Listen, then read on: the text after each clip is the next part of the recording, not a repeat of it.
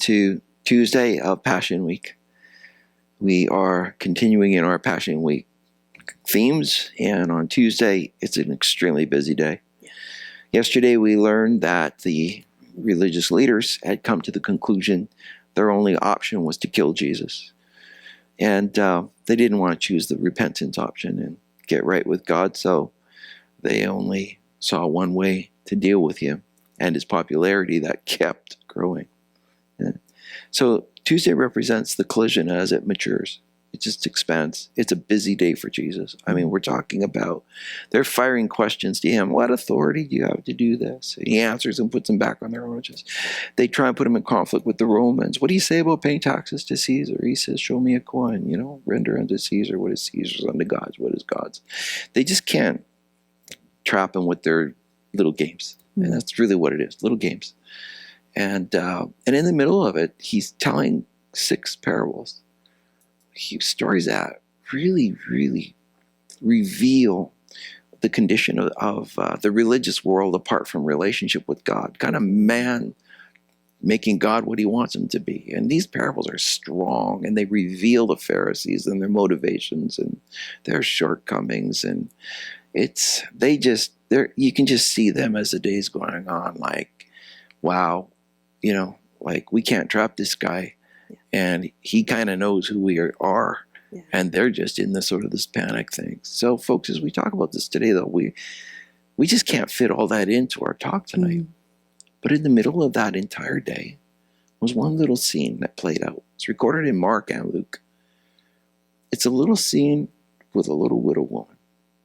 And we're going to focus there today because out of all of this fakery that he's exposing, all of this false religion that he's exposing, here's this beautiful picture he gives us of a pure religion, of a true religion, of the simplicity of faith, but the great depth and challenges of faith.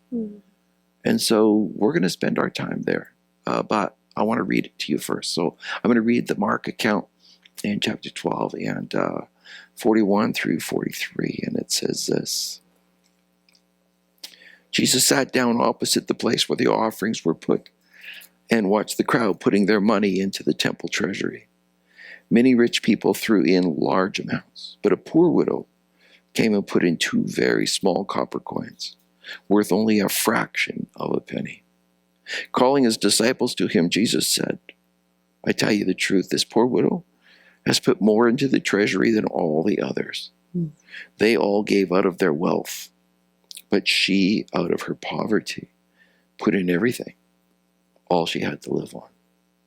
Well, this is a beautiful picture. It's a hard one, in a way too. Yeah, it is. It is. Yeah, it's. I've always read this passage and thought, wow, this is beautiful and a lovely moment and what a lovely lesson. But to really just reflect deeply on this. Sort of eternal truth that applies to us. What we're really looking at here is a woman who had such complete faith in God that it didn't really matter where the money was going. She was doing it out of just a trust that God had told her to do this, and so she was going to do it. She was giving out of her need, not out of her excess. And I think so often we're very comfortable in our faith, if we want to call it that, just giving from where we have plenty, where we have much, and it feels really good, and you're checking the boxes and kind of doing everything right. But when everything gets tested and it gets really whittled down, what are you thinking about Jesus? What are you thinking about what he's asking you to do? Yeah. I think a lot of times we look at our lives as, what does it show people? And what am I doing? Are people seeing it? And I think the Pharisees were just so concerned about that and about the outward appearance. And I keep on going back to what Jesus said, give to Caesar what belongs to Caesar, but give everything to God. So she encompassed this everything. This is all she had. Yeah. And so there wasn't like, there has to be a faith when you step into a zone of uncomfortable, this zone of, it's not about me anymore. Right. It's actually she didn't care what anyone thought because she knew it wasn't very much. Mhm. It was all just about her and her faith with God, that God was going to, provide for her. Yes, it does. All of what you say is true. It's the context of the story that's so fascinating, because this is a day when people that are making a lot of money and getting a lot of power off of the temple Yeah. are working at trapping and killing Jesus. Yeah. Yeah. And then we have, the Spirit in the scriptures has inserted this story Mm. about this woman as the kind of the opposite side of this. Yeah. Absolutely. And I think you alluded to it. She wasn't, giving to the perfect expression of the temple because Jesus said it should be a house of prayer, and obviously it wasn't. Right. So she wasn't giving because everything was right on this side. Yeah. She was giving because it was between her and God. Mm-hmm. Right. And so this is a beautiful thing. And you brought up also, Jody, like to look what do they see, Yeah. right? Well, nobody's noticing this woman give except Jesus. Yeah. Yeah. And I think that's a really It just is a good simple but point. profound point. Yeah. Like nobody Yeah. is seeing this. Yeah. Everybody heard the noise because if you see behind us, it's a brass collar. Mhm. And what they did is if you put lots of big coins, of course, it's really noisy. Yeah. Mhm. Well, you can't make much noise in this No. world with two copper Just coins. can't. But it's her faith Mhm. that is the eternal value here That's right. that he's lifting, and he's saying, do you realize that she gave the biggest offering of the day, guys? Yeah. And obviously he's not looking at the money. Right. He's looking at the money in relationship to what she's depending on. Yeah. Yeah. Yeah. Yeah. So if we take this out of money and put it into relationship, like a marriage, where you have been asked to give, to invest, and you don't have access anymore. It's been a long road. It's been a tough time. There's not access to invest in that marriage anymore. And yet you still are giving into that marriage, giving your best, giving out of now what's need, whatever you have left, or maybe you put it into serving. You at one time had energy and time on your hand, and now you feel like you're starving and drained. Then where do you give from? You have to, that's where your faith gets enacted. That's where it becomes an act of faith. Before it was, like I said, maybe checking the boxes, or, you wanted to, but now, man, you're relying on it for your life, for your lifeblood. Yeah, faith is hard because it's outside.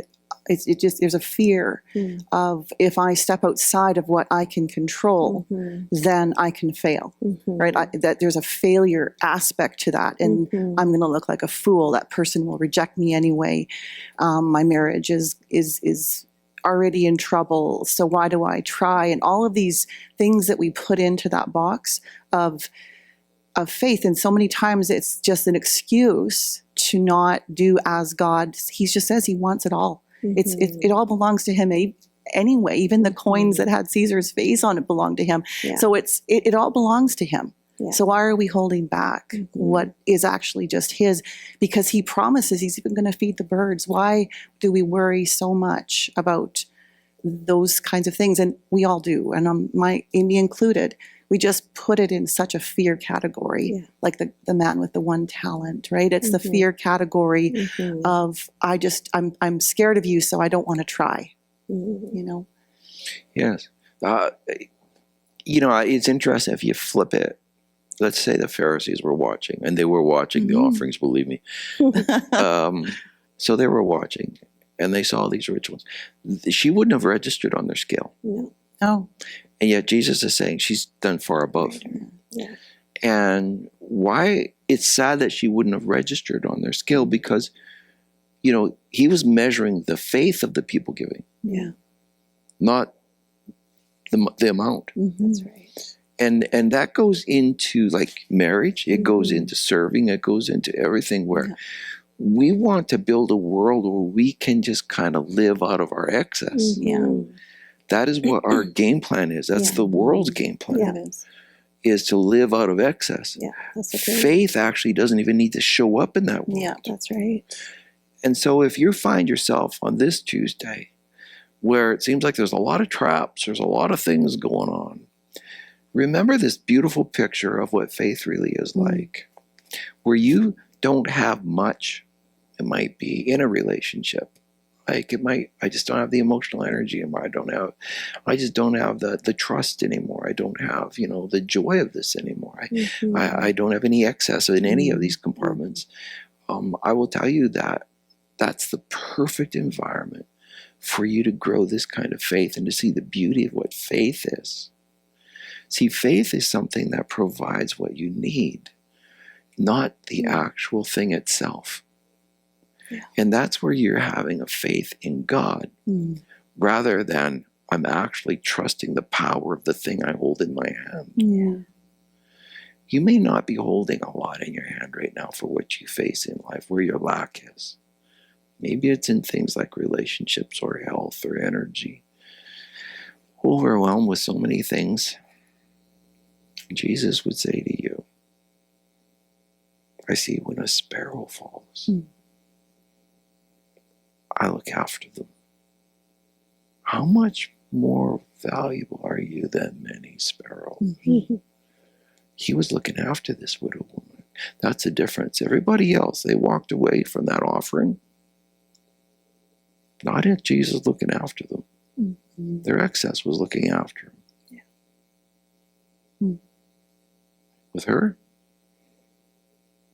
he was. Ask him for what you need. Trust him. He'll always give you what you need. What you need. God bless.